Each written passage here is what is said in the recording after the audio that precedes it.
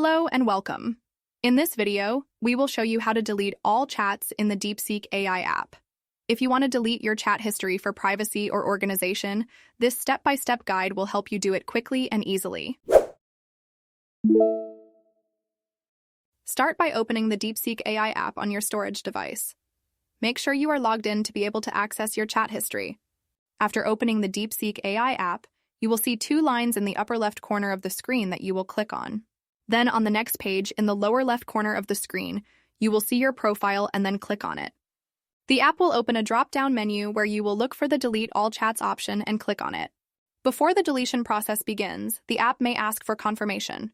This is to ensure that you do not accidentally delete important conversations. If you are sure, continue by adding Confirm or Delete.